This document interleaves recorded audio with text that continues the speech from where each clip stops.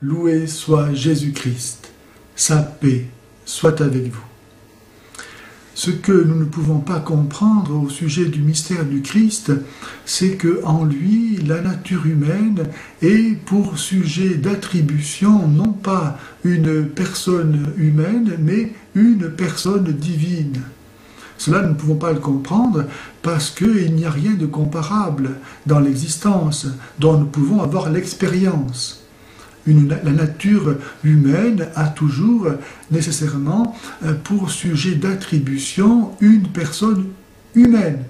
Or, dans le mystère du Christ, la nature humaine a pour sujet d'attribution une personne divine, la deuxième personne de la Trinité. En Jésus, la nature humaine est la nature humaine de la deuxième personne de la Trinité. Si nous ne pouvons pas comprendre ce mystère, néanmoins la révélation nous donne de pouvoir l'exprimer d'une façon objective, exacte. Et il importe de bien faire attention à l'exactitude et à la précision des termes.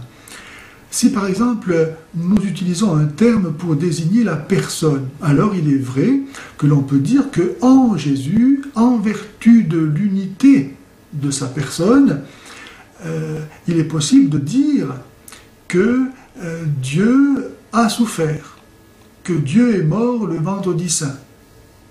Parce que ce qui appartient à une nature, quelle qu'elle soit des deux, appartient à la deuxième personne de la Trinité. C'est le même qui est à la fois Dieu et homme. Et donc il est possible de dire que Dieu a souffert, que Dieu est mort. Ce ne serait pas possible, par contre, si les termes qu'on utiliserait désignaient la nature. On ne peut pas dire, par exemple, que la divinité est morte, ou que l'humanité est Dieu. Ça n'a aucun sens. Mais s'il s'agit de la personne ayant assumé les deux natures, alors on peut dire de cette personne ce que l'on peut dire de chacune des deux natures. Il y a une chose importante qui va découler de cela, c'est que les actes humains du Christ, si limités qu'ils soient nécessairement en vertu de leur propre nature, l'homme dans sa nature est limité. Un homme, même l'homme parfait, sera toujours limité. Parce qu'il sera blond, par exemple, et il ne sera pas brun. Il sera jeune ou il sera vieux, etc. Il sera forcément limité, même s'il est parfait.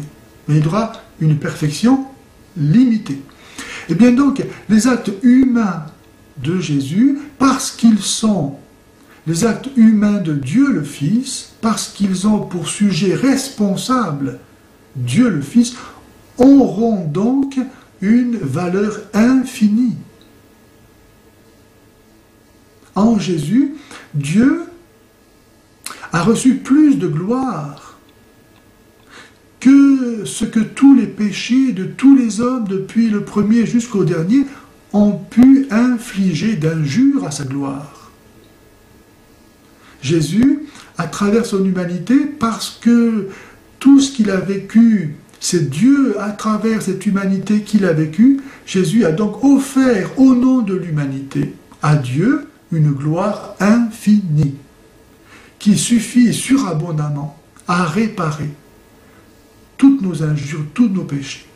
C'est pourquoi Jésus est venu, pour assumer notre humanité, la vivre jusqu'à la mort, en notre nom.